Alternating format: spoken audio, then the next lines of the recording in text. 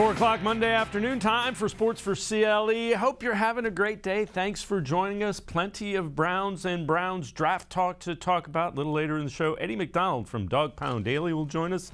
We begin by talking Browns draft as well. When you look at it, the Browns ended up trading out of the second round, so they did not make a pick until the third round. And then some surprises. They go cornerback with first pick in that third round. They get a defensive end, they get a wide receiver, they get a pretty well-known defensive tackle. They take a kicker in the fourth round, so everybody's happy. You see the picks.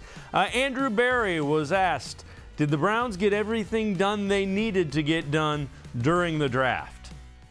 I've probably never been a part of a draft where you literally accomplish everything that you want. There are always, whether it's opportunities or players or some other facet that either doesn't go your way or maybe it's a bit ambitious. So we're really pleased with how we're coming out of the weekend. But the reality is no roster's perfect. Our roster isn't perfect, and we're going to continue to look for opportunities to improve it.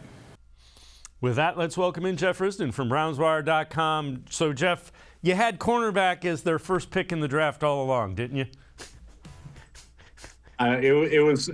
So we had waited so long for them to make the pick.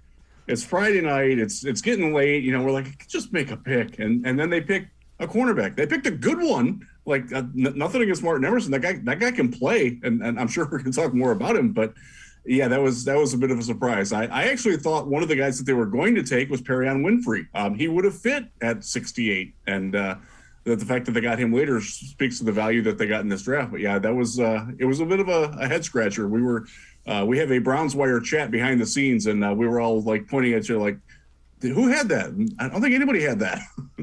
Yeah, and the Browns drafted like a contender would draft, looking long term as opposed to short-term plug-in and playing guys. In the third and fourth round, you're looking for guys that can play a couple years in the league.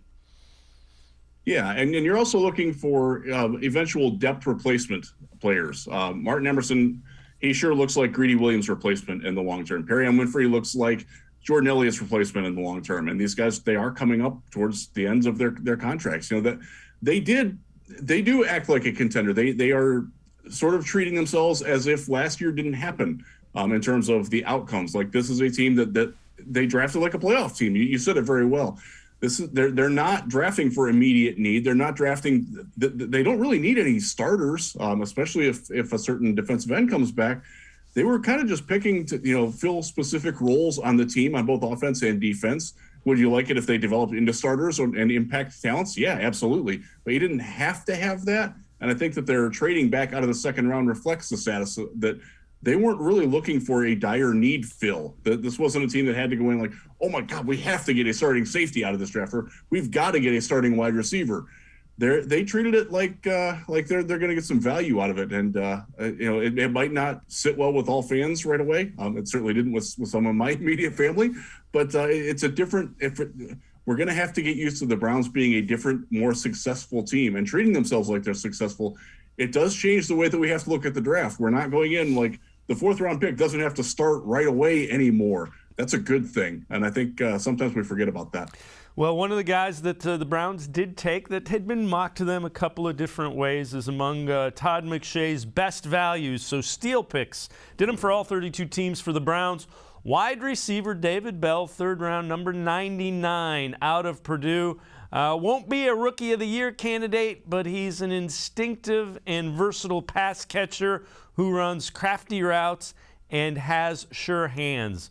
And that sure hands comment is something to pay attention to. And we've talked a little bit about David Bell on the show. And, Jeff, this is a guy that everybody knew he was going to get the ball at Purdue, and they still couldn't stop him. That's a good thing. Oh, absolutely. And you think back to the game against Ohio State, I believe it was 2 years ago, where he just destroyed them. No matter who they tried on him, and that's true of a lot of different schools that played Purdue. They know he's not fast. He runs a 4.7. There are linebackers that are going to outrun him, but he understands how to use his body, to use his feet, to use his head and shoulders, and precision with his footwork. he's always open. He belies the physical traits that he doesn't have, and that's, I have a great appreciation for that. This is a guy who understands what he needs to do to make himself the best possible player. He did that very well at Purdue, with different quarterbacks, with different offensive styles going at him, with different complementary pieces around him. He always thrived, and that's something. Look. Do I expect him to catch 120 balls in the NFL? No, I don't. But this is the same sort of receiver that Jarvis Landry was when Juice entered the league coming out of LSU. And I think it worked out pretty well for him. I'm not saying that he's a direct Jarvis Landry replacement, but it's not inconceivable that he can have sort of the same career that the Juice did, especially the last couple of years in Cleveland, as a guy who carves out underneath routes, gets open, reliably catches the ball, blocks well, is never in the wrong space at the wrong time. And that's something that I think that doesn't get appreciated enough by a lot of fans. He is always where in the route he needs to be at the time in the route where he needs to be there. Now they have to design that a little bit around his speed or lack thereof, but this is a really smart, good football player. And I'm sure Buckeye fans know him very well. Well, and you know what? He sounds like he's ready to come and get to work here in Cleveland. What's up, Dawg Pound Nation? This is your new wide receiver, David Bell. I'm really excited to be a Cleveland Brown, and best believe you're going to get the best out of me. Thank you. And that's kind of thing. He feels like he has to come in and prove something. And he does.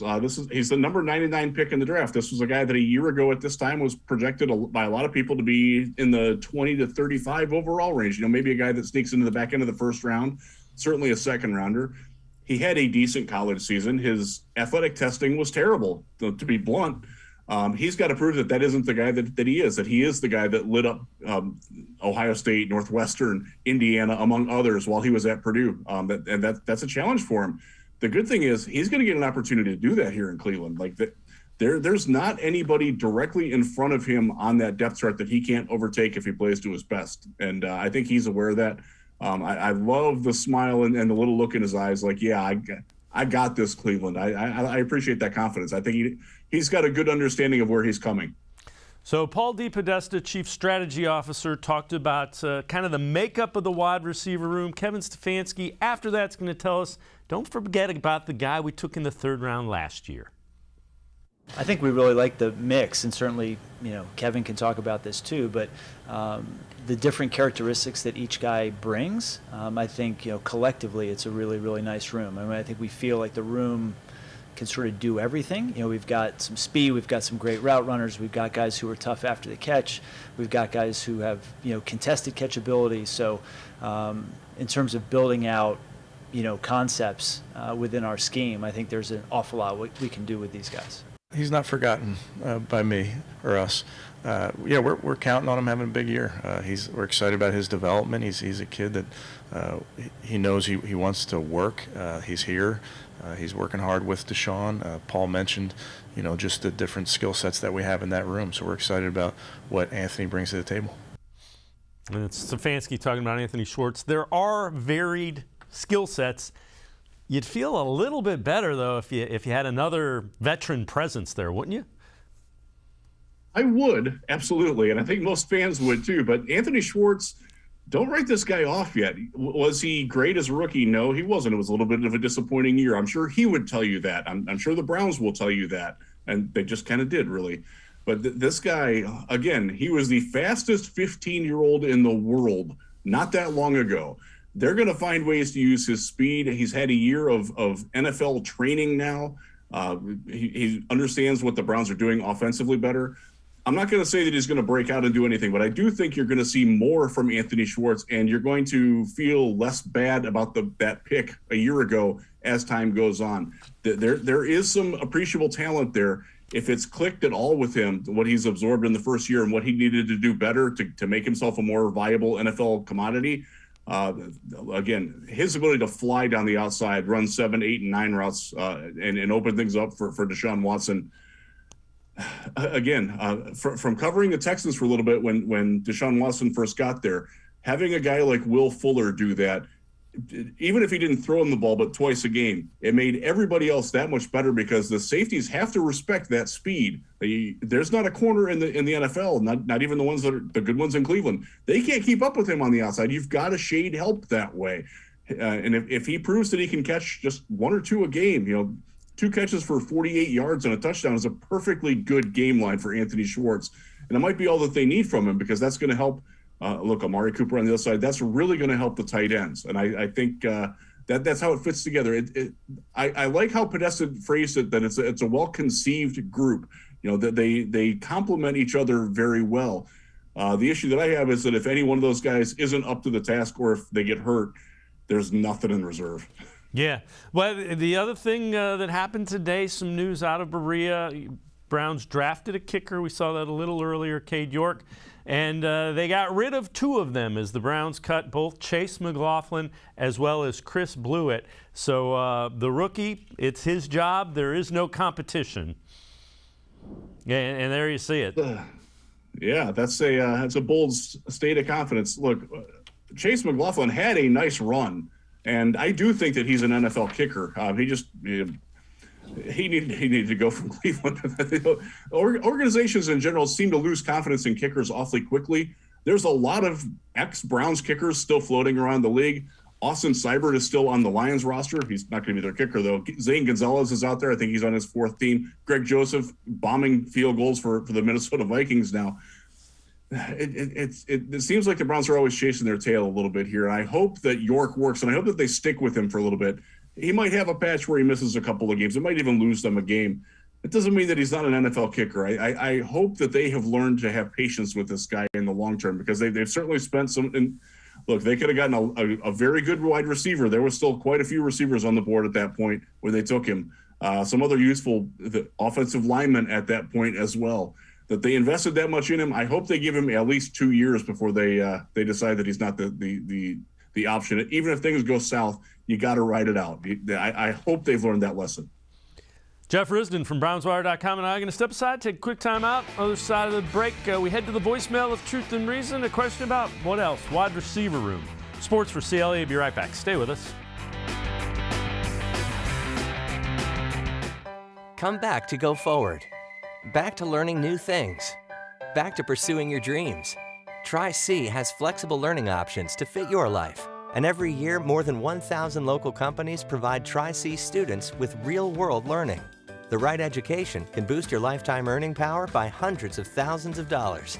Start now with a college education you can afford. Tri-C, where futures begin. When it comes to selling you a mattress, most retailers are handing you a long line of extra steps that drive up costs and create confusion.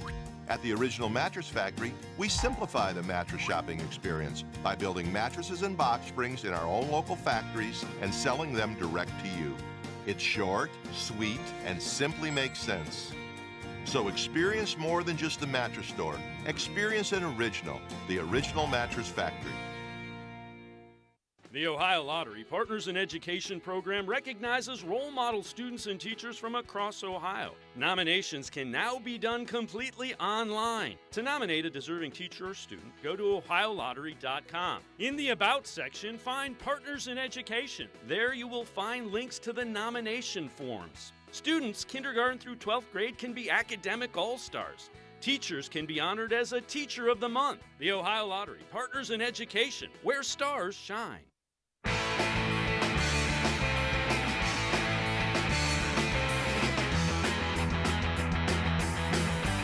We will get to our voicemail on the Browns wide receiver room, but some developing news with the NFL as DeAndre Hopkins, wide receiver for the Cardinals, suspended 6 games for violating the NFL's PED drug policy. So that is something to keep an eye on. A one-time favorite target of Deshaun Watson with the Texans, suspended for the first 6 games of this year. Now let's head back to the voicemail of Truth and Reason. This one about Browns wide receiver room. Yeah, hi, this is Ron Cornett from Clayton, Ohio, down here in Bungle Country, and first-time caller. And I'd just like to kind of ask you guys what's going on with Barry, as you know, we went into this off season really needing wideouts, and we lose Landry, we lose Higgins, who was obviously a backup, but in the process, we've only picked up Amari Cooper, great pickup, no doubt, but you know, we trade back again with Texas, and his first 2 picks are 2 defensive picks. Do you think he has a plan for free agency to bring in free agent wide receivers, or is the stress of the job getting to be too much for him? Thanks a lot. As always, appreciate all of the voicemails, Jeff. I don't think it has anything to do with the stress. I think Andrew Berry has a price in mind for free agents, and he probably isn't going to go above it. Yeah, and you've seen the guys that are still out there keep lowering their demands too. The guys that sign now realize that, oh, we're not what they wanted, because if they wanted you, they would have taken you before the draft. Now there is going to be a little bit of a scramble for guys like Jarvis Landry, a veteran who can come in and help a young wide receiver room. Well, Cleveland sure needs that role, and he's still out there. If the price is right, I have to imagine that he is at the top of their list. But to go back to the plan for a second, they do like Anthony Schwartz. They do think that Donovan Peoples-Jones can step up and do more. And I think that is part of their plan, is that their trust in their coaching staff and the familiarity with those young guys and their character and their ability to develop in the offense is they're banking on that. We'll see if that pays off. But I'm with the caller. I would like to see a little bit more. I'm not crazy about what they've added this offseason, other than Cooper, obviously. It seems like they're just sort of, twiddling their thumbs, waiting to see what arises.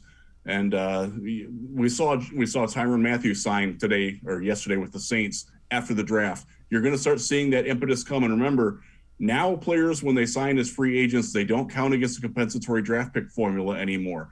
So you're going to see more of those veteran types like Juice, like Odell Beckham, not that he's going to sign in Cleveland and not that he's going to play in 2022, but you're going to see guys like that start to come off the board a little bit more now too. All right, along those lines, free agents who can fill remaining holes after the 2022 draft. And let's take a look. Bleacher Report has Jarvis Landry going to the Ravens, and CBS Sports now has Jarvis Landry going to the Titans. So you've heard he's talking to the Saints. You've heard the Browns are interested. Now you're starting to hear other teams that are going to be competing for wide receivers.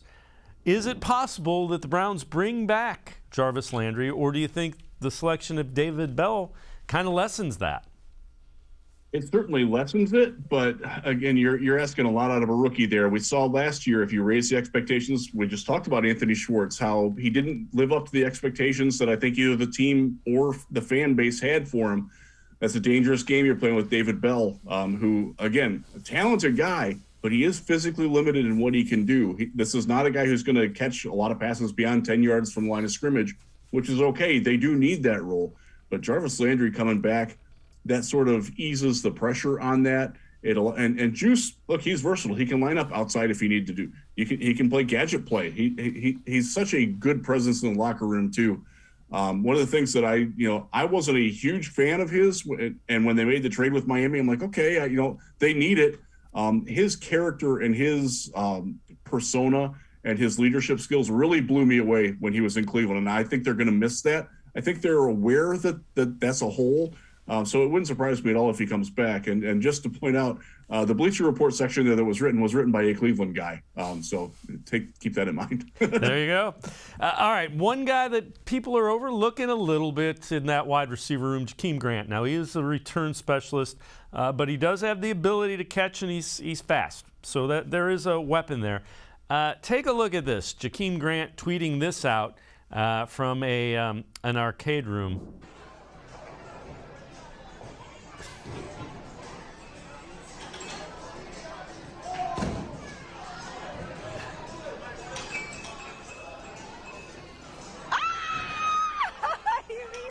All right, I like the score, but man, I see that. I'm like, you make your living with your hands. Don't do that.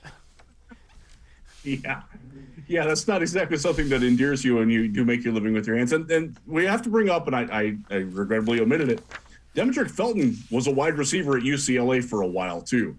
And it's going to be interesting to see how they balance that. It sounds like he might be getting some more work at wide receiver. Grant can play that, gadget role. He can take a jet sweep. He can catch a simple bubble screen out of the slot or a tunnel screen or something like that. He's very good at that. I talk to Bears fans all the time. They're going to miss him on those types of plays, but that's a limited scope. I think if you're looking for a guy that comes back and you want him to catch, 50 to 60 passes, in this offense, that's going to be tough because, again, Amari Cooper is going to soak up a ton of targets. They're going to use their tight ends a lot. And Kareem Hunt out of the backfield, exceptional receiver out of the backfield. So they have a lot of weapons. I think people are just a little worried, and I raised my hand there too. I'm worried about it as well, that there's nobody that's proven that they can do more than what they've done. And maybe DPJ will step up. Maybe Anthony Schwartz will step up, and maybe David Bell will be a guy that can catch 50 passes for 600 yards as a rookie. All those things could happen. But depending on them to happen, I understand the unease that fans have with that. Yeah, I'm with you. And I think Kevin Stefanski will be retiring Jakeem Grant from his boxing career at the next press conference that he has. Jeff, sort of like Myles Garrett with the basketball. Absolutely. Jeff Risdon and I are going to step aside, take a quick time out. Other side of the break, voicemailer wants to know about the Browns' first pick in this draft, the cornerback. Sports4CLE. Be right back. Stay with us. When it comes to selling you a mattress, most retailers are handing you a line. A long line of extra steps that drive up costs and create confusion. At the Original Mattress Factory, we simplify the mattress shopping experience by building mattresses and box springs in our own local factories and selling them direct to you. It's short, sweet, and simply makes sense. So experience more than just the mattress store. Experience an original, the Original Mattress Factory. The Ohio Lottery Partners in Education program recognizes role model students and teachers from across Ohio. Nominations can now be done completely online. To nominate a deserving teacher or student, go to ohiolottery.com. In the About section, find Partners in Education. There you will find links to the nomination forms. Students kindergarten through 12th grade can be academic all-stars. Teachers can be honored as a Teacher of the Month. The Ohio Lottery, Partners in Education, where stars shine. Thanks for buying a fishing license. I want you to picture all of the great things this simple purchase does. Like building public boat ramps, keeping local waters clean, and maintaining a healthy fish population. What's Mom doing? When you buy a fishing license, you do a lot. Every dollar protects and maintains your local waterways for future generations to enjoy. Visit takemefishing.org.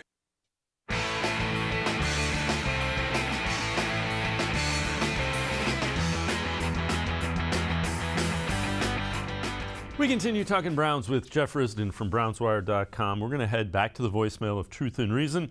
This one about Martin Emerson, the Browns' first pick in the draft in the third round. A long-time follower of the show. Love watching it every day. Go Browns. Just have a quick question. So since the Browns during the draft weekend traded Troy Hill back to the Rams, and then they drafted Martin Emerson, do you see him competing for that starting spot at the slot, or do you think that's going to be the secondary is going to consist of Delpit, John Johnson, and then Denzel, Greg Newsome, and then Greedy playing the slot? Because it felt like Greedy, when he was there last year and they put him in, like he made some plays, like he's starting to come on. So what do you guys see happening? Just curious. Go Browns. All right, Jeff Risdon, I will defer to you on this one. What do you think? He's an outside guy. He's 6'2". He's got long legs. Change of direction is not his friend, and that's sort of what you want in the slot there to compete with the quicker, shiftier guys. The guys like Jarvis Landry is an example. Look, I think Emerson is going to play in that Greedy role. I think he and Greedy are competing for the same spot as a number 2 or number 3 outside cornerback. And when they go to a smaller nickel, it's going to be Greg Newsome that slides inside. He does have some experience in the slot from his time at Northwestern. He's much more physically suited for that. I think you'll see Emerson take on the outside with Newsome kicking in. And then Denzel can also play inside a little bit. You probably don't want to use your $100.5 million cornerback on the inside all that much, but he does have that ability too. So I think you're going to see Troy Hill replaced by guys who are already here, and Emerson and Greedy fighting out for that third outside spot when they go to the nickel. And I liked Emerson. I liked his tape quite a bit coming out of Mississippi State. This was a guy who took a leap in his last season. He's handled a lot of good wide receivers in the SEC. If you want to catch him at his best, watch him play Alabama last year. He had a really good game against all the talent at Alabama. This guy, I love the fact that they got him. It was where we had to wait for him, but I think he's going to be worth the wait. I'm pretty bullish on Martin Emerson. All right, so one of the things that is evident, the Browns have a pretty big hole opposite Myles Garrett at defensive line. So this is from CBSSports.com. Best fit for remaining free agents for the Browns, Jadeveon Clowney. Andrew Berry discussed the ability of the Browns to re-sign Clowney. We will continue to keep our thumb on the pulse of all the veteran markets. I wouldn't comment on a specific player, but we think highly of JD, and like I said, we'll take our breath tomorrow, and we'll be back at it with roster building next week. And I don't know about you, Jeff. They need Jadeveon Clowney. Oh boy, do they! Chase Winovich is fine as your backup. I don't want him starting 17 games. That's asking a lot. Look, Myles Garrett's phenomenal, but he's going to be that much better if you've got Jadeveon Clowney on the other side. And I thought Clowney played very well. I thought he fit very well into the locker room, which was something that I did have concerns about. He wasn't an issue. He didn't try to big time anybody. Thought he put his nose down and got to work. And they need that guy. He is the best available free agent that they can get to fill that role. And the fact that he's familiar with the system already, that he knows how to work with Myles. I thought he stepped up towards the end of the season, especially when the defense really started playing better. Some of that was Clowney, really figuring out how to attack and how to play with the pieces around him. So getting him back, make it happen, Andrew Berry, please. I think we all want that. All right, so this is from Warren Sharp, Sharp Football. Best 2022 draft values for front seven. You see the number one there is Perrion Winfrey, and the Browns got him later than a lot of people thought they were going to be able to. Perrion Winfrey also talked about what he brings and what he's planning on bringing to the Browns this year. A dog mentality. Come on now. I'm coming in to kill right away with my boys. I'm lined up next to Myles Garrett, the best defensive end in the game. We finna take this over. It's over with. I'm telling you, it's over with. I'm going to come in and work every single day till I can't work no more. They will feel me every single day, sir. I'm going to give it my all on and off the field. Anything that is negative in my game, I will turn into a positive by the beginning of the season. And anytime I have heard Perrion Winfrey talk, I've been like, yeah, I want that guy on the team I cheer for. That's who he is. I happen to have the good fortune of standing in front of his combine podium interview. He is a very engaging, enthusiastic guy. That's who he is, and he's gonna bring the sauce along with him. He's as far as a player goes, he's somewhat redundant with what they've got in Taven Bryan, and a guy that's if it's 3rd and 2 and the other team is in their tight package, he's still going to rush the passer. That's who he is. You didn't draft that guy to play the run. He's there to disrupt on the inside. He's really, really good at it, and a pretty good finisher in the backfield too. They need that. We've been crying for a long time that they need more up the gut. So I love it, and the fans are going to love this guy. They really are. Yeah, I mean, I heard the combine stuff too, and it's he doesn't stop. Kevin Stefanski talked about that defensive line and the talent that they added through the draft. I think Andrew and the crew did a great job, Jeff, just making sure that we made picks at each spot that made sense based on the board and where the value lied. So it happened that it was 3 defensive linemen, like you mentioned, but those are 3 guys that we like, 3 guys that we think fit our scheme, fit what we're about. So it just happened to shake out that way. But you're always excited to add young guys to the mix, young guys to the room, add competition to all these spots.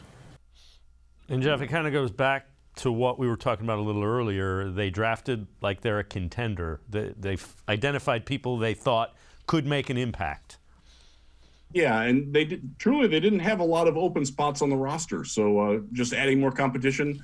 Let's see who can win out of that battle between Jordan Elliott and Tommy Togiai and Taven Bryan, who's in town now, Perrion Winfrey, and the guys that they took after him.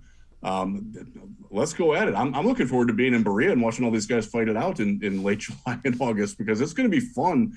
That you'll see who responds to the competition and who just isn't up for it. And one of the things that I like about this regime is that they're not afraid to make cuts, even if it makes their draft look bad. Like if I'm not blanking on his name, the guy they got from Oklahoma later. If he's better, like they're going to take, he's going to take a spot. They're not going to have any qualms about getting rid of Elliott if he doesn't step up. And a lot of the guys are on call for this. If they respond, that's great. And if that's what the draft pick netted was getting somebody who's already here to be better, that's okay too. I know it doesn't seem like that right now, but when we look back on it in July and August, we're gonna be like, okay, it worked in a weird way, but it's. That's what good teams do. Again, we're going to have to recalibrate our mindset on how to evaluate the draft now that the Browns aren't needing 8 starters every time that they draft. Yeah, the other thing is, and we're going to head back to the voicemail of Truth and Reason. This caller is kind of dreaming of what a Browns defensive line could look like now. Hi, this is Ron Cornett from South Ohio, big Browns fan, and I just saw Perrion Winfrey talk. And if we get Clowney, Garrett, and Winfrey, my God, other teams are going to want to punt on first down because the quarterbacks don't want to get on the field. Oh, baby, let's go Browns. And yeah, if you add Jadeveon Clowney to that mix, those are 3 guys that they want to get after it. Absolutely. And that last picture of Winfrey sacking, that's Brock Purdy from Iowa State there. I tweeted that out over the weekend, and that was a very easy choice for every cover of every Winfrey story that we did at Browns Fire. Let me tell you, he is that kind of guy. And look, they have the potential they really do have the potential to be a lot of fun. And I think we saw from Joe Woods that he understands how to tweak these guys a little bit and scheme up things for the athletic talent that they have. I'm excited for it. Could it be better? It always could be better. That's something that Andrew Berry and Kevin Stefanski both said, but it's not bad, guys. This is going to be a fun defensive. They're going to attack, and I think that's something that we can all appreciate. Those of us, look, Michael Dean Perry is one of my favorite Browns of all time. I would love nothing more than to have his clone back on this team and the aggressive attitude that he brought. I'm not saying that Perrion Winfrey can be that guy, but he's got the potential to be that kind of guy as a complete disruptive force. Long live MDP.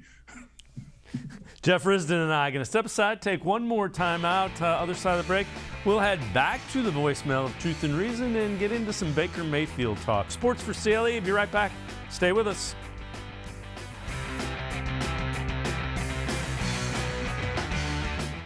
Come back to go forward. Back to learning new things. Back to pursuing your dreams. Tri-C has flexible learning options to fit your life. And every year, more than 1,000 local companies provide Tri-C students with real-world learning. The right education can boost your lifetime earning power by hundreds of thousands of dollars. Start now with a college education you can afford. Tri-C, where futures begin. When it comes to selling you a mattress, most retailers are handing you a line. A long line of extra steps that drive up costs and create confusion. At the Original Mattress Factory, we simplify the mattress shopping experience by building mattresses and box springs in our own local factories and selling them direct to you. It's short, sweet, and simply makes sense.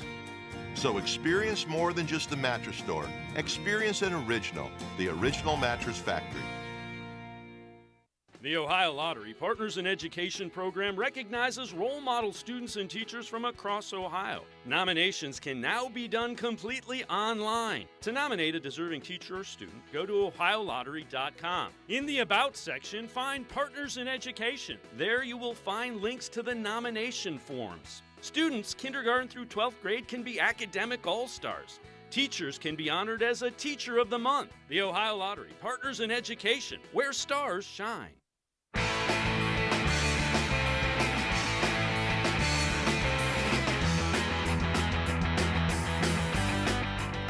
We continue talking Browns. Let's head back to the voicemail of Truth and Reason. This one about Baker Mayfield and a potential trade.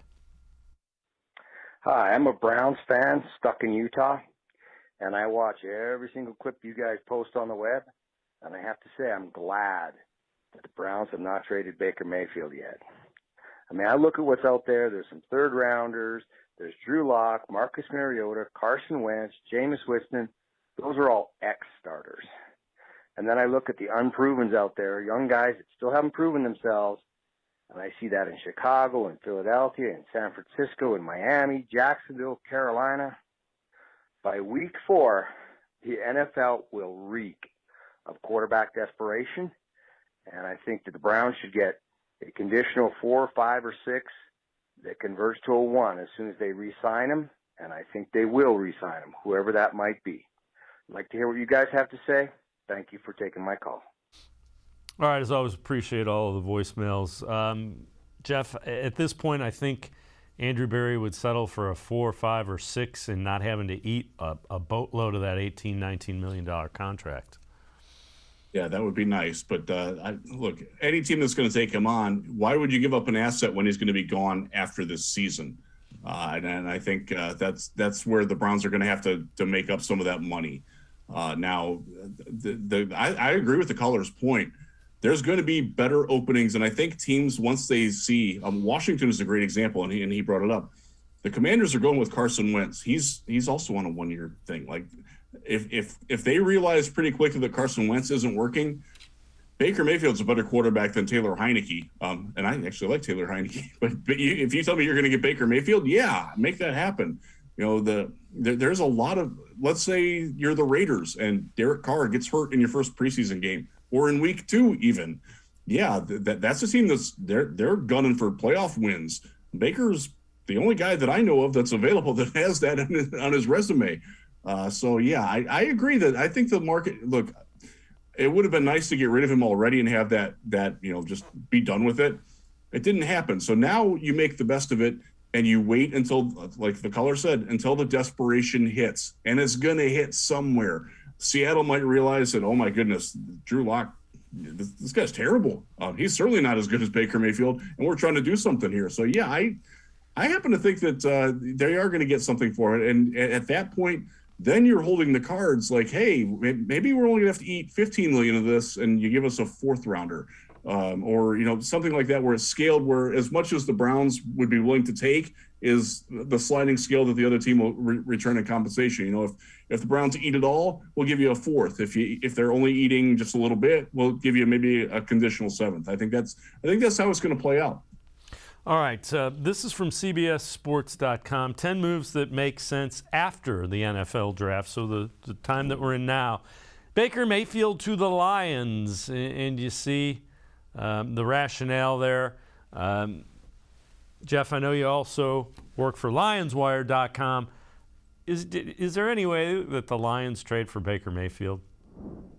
Not at this point. The point that was made there that they like Jared Goff, I know fans don't believe it. I deal with it all the time in Detroit. They really do like Jared Goff, as inconceivable as that might be for a lot of people on the outside to understand. They were very heavily linked to a lot of quarterbacks in this draft, Malik Willis and Sam Howell notably among them. They passed on those guys, each of them 4 times before either one of them was picked. I think they're pretty good. Now is Baker Mayfield better than their current backup quarterback? And I'll give any Browns fan a hearty high five if they can name who that is without looking it up. Yes, Baker is, and John Dorsey is still in the building in Detroit. But they just don't seem to be all that interested in doing it. Now, if the Browns were to eat all of the money, then maybe we're dealing with something. But to this point, that hasn't materialized. So I know it gets brought up a lot with the Dorsey connection. From a Detroit standpoint, as much as the Browns fan in me would like it, I just don't see it happening. All right, so another one of the Browns draft picks was Alex Wright, edge rusher from UAB. Here is Alex Wright's message to Browns fans. What's up, y'all? It's Alex Wright at the Dawg Pound, you see. Getting his work in. Can't wait to join the team. And now we focus on getting these dubs. Wright out. Now, Jeff, that's a guy that he's a developmental guy, but he's a pretty good pass rusher. He is, and he's got length off the edge, and I think that's something that – and he's got some speed out of the gates too. This is a guy that I thought was going to go around earlier than he did. So for the Browns, it's good value. And we probably should have been bringing him up when we were talking about Clowney. It would be nice if Clowney were ahead of him to sort of groom and not have to rush him onto the field. But if it could be worse than splitting the role between Chase Winovich and Alex Wright. Like they do kind of complement one another. Like you could see a little bit of a platoon system if they wind up not getting Clowney back. But yeah, he's an exciting player. If you go back and watch what he did against Auburn, I think that's a good one if you've got access to I think that game's up on YouTube, actually. If you're looking to get a good gauge on what Wright can do at his best, look up what he did against Auburn, because that was pretty impressive. He's got some tape. He's got good physical attributes.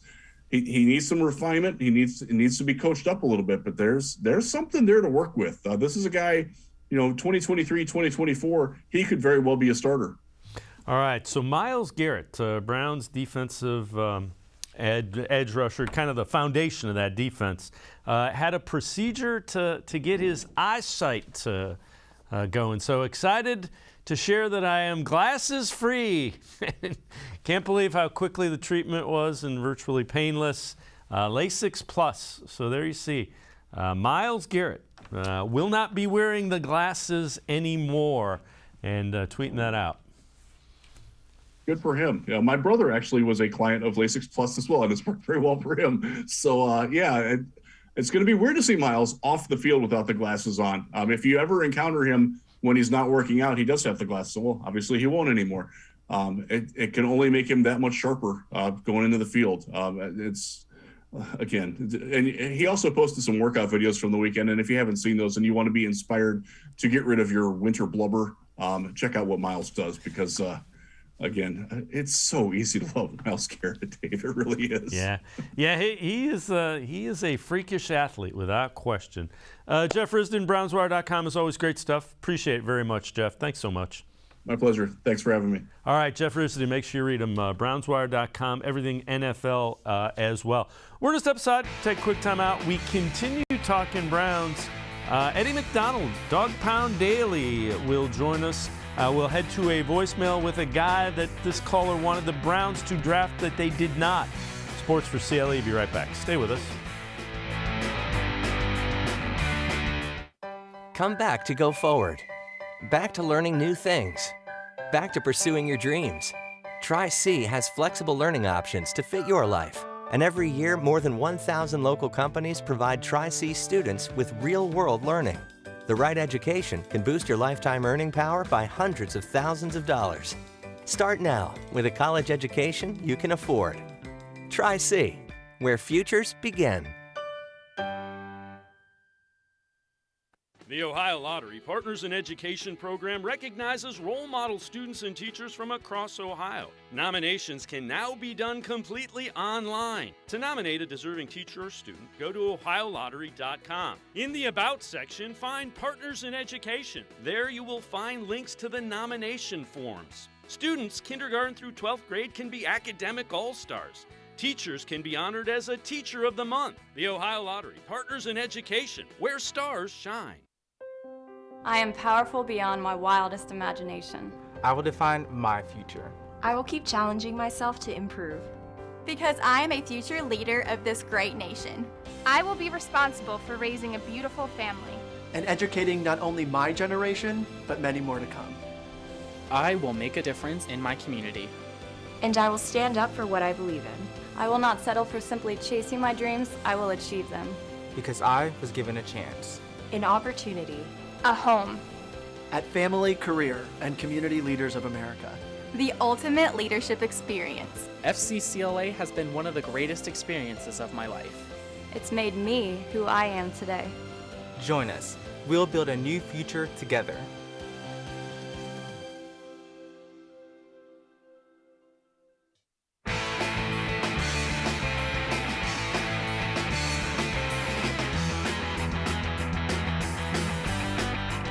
We continue talking Browns, looking back at the weekend's draft. We're going to head to the voicemail of Truth and Reason with a guy that this caller really wanted the Browns to get that they passed on.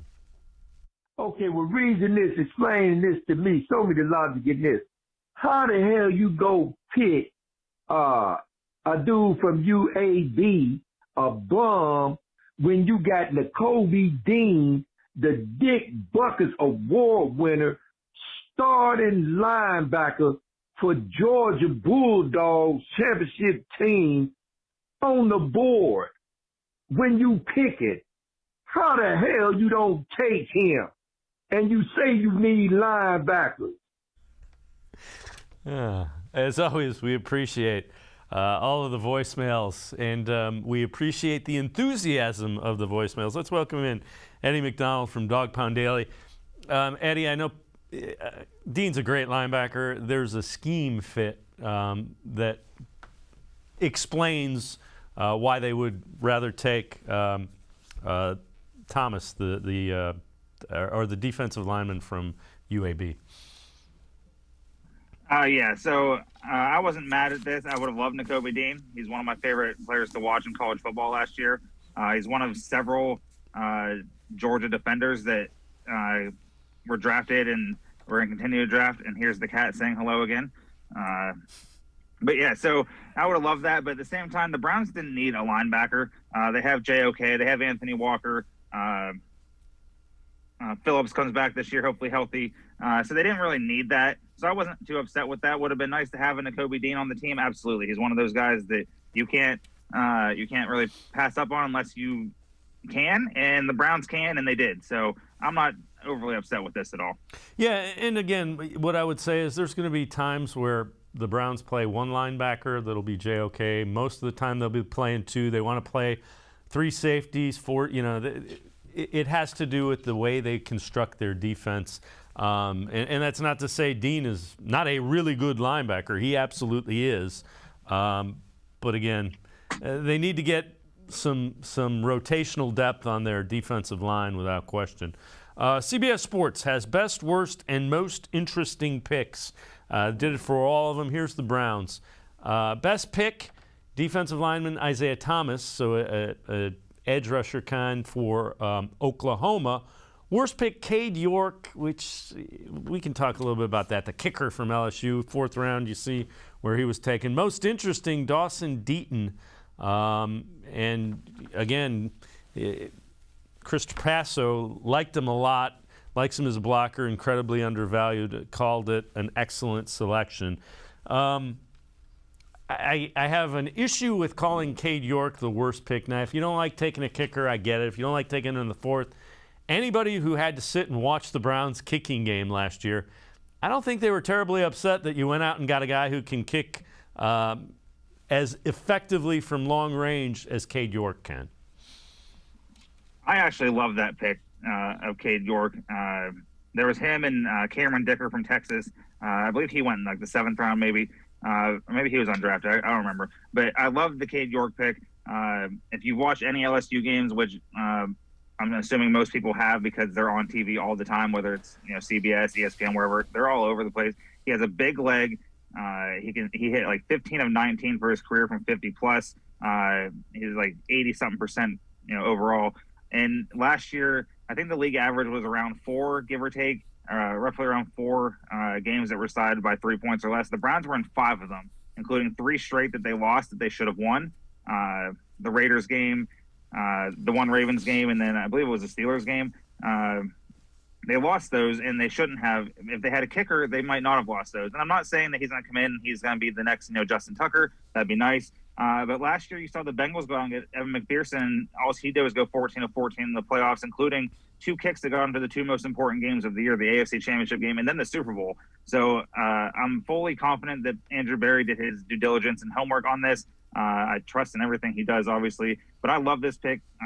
We need a big kicker, and hopefully this resolves our kicking problems. McLaughlin and Blewett were released earlier today, so there's virtually no competition. It's his for the taking. I love this pick because you need a kicker, and they traded, out of 44 and got 68, 108, and 124. Well, they traded to 124 eventually, but they got to 124, and that's where York was taken. So they traded number 44 and got 3 players, including a kicker, and they think that's a kicker that is going to be theirs for, a long time, making meaningful kicks. Yeah, and again, you got to find a kicker if you consider yourself a contender. So hopefully they got this one right because they definitely needed a kicker. All right, let's take a look. Browns, I think most people would agree, probably need to add a veteran wide receiver to that mix. Here's what is left in the free agent wide receiver realm. When you look at those, Landry, earlier in the show, he's now being tied potentially to the Ravens, to the Titans, who both need wide receivers. When you look at this list, who intrigues you on that list that you think could be a valuable addition to the Browns wide receiver room? I really love Will Fuller getting matched back up with Deshaun Watson. He's not going to be like this number 1 overall receiver that is going to get 1,400 yards and 12 touchdowns. That's more so for Amari Cooper, but he's going to add a significant role. Jarvis Landry does not bring much to the table anymore. I love Jarvis Landry as a player. He was one of my favorite Browns players over the past few years since he got there. But his skill set is a little bit diminished, and he's hurt more often than not. Now he's getting older. David Bell is almost a perfect replacement for him. I guess that'd be a similar pro comparison to him. But Landry, I'm out on him. Odell Beckham Jr., I'm out on him as well unless he signs later in the season. Because he's not going to play for at least half the season. Who knows when he's actually going to come back. But Will Fuller makes the most sense. There's been smoke around that for a few weeks now leading up to the draft. Now that the draft is over, yes, they did draft 2 wide receivers. I believe they signed 2 unrestricted or undrafted free agents. But Will Fuller, I think, I'm not sold on Julio Jones. I think his age and his injury history is too much. So Will Fuller, maybe a John Ross. It doesn't need to be anything special, but I also would not be mad if they just rolled out with Amari Cooper, Donovan Peoples-Jones, and David Bell, and then with Anthony Schwartz, and then whatever rookie emerges. The Weston kid, I saw that he is explosive. I'm going to do some more research on him this week. He had similar stats to Christian Watson, so that could work out for the Browns. We'll see. But out of this list that you just showed me, I'm going to go Will Fuller, and I think that happens sooner rather than later. I think it's a when, not if thing. Yeah, and I'm with you. That was my thought when we looked at that list, is for a lot of reasons. And again, the questions with him staying healthy, but he did have a lot of success with Deshaun Watson, and he would give them an element that this offense would like to take advantage of. Absolutely, and that's what they needed. They've needed it for 2 years now, and I just saw someone on Twitter say that if it was those 3, Bell and Cooper and DPJ, then they'd be fine with it just because of the upgraded quarterback. Now, if it was Baker Mayfield, then maybe not, but it's not Baker Mayfield anymore, and I think Will Fuller would really add to this team, and hopefully that happens sometime in the near future. Eddie McDonald from Dog Pound Daily and I are going to step aside, take a quick time out. Other side of the break, we take a look at some draft grades for the Browns and some free agent interior defensive linemen that the Browns might pursue. Sports4CLE, be right back. Stay with us. The Ohio Lottery Partners in Education program recognizes role model students and teachers from across Ohio. Nominations can now be done completely online. To nominate a deserving teacher or student, go to OhioLottery.com. In the About section, find Partners in Education. There you will find links to the nomination forms. Students kindergarten through 12th grade can be academic all-stars. Teachers can be honored as a Teacher of the Month. The Ohio Lottery Partners in Education, where stars shine.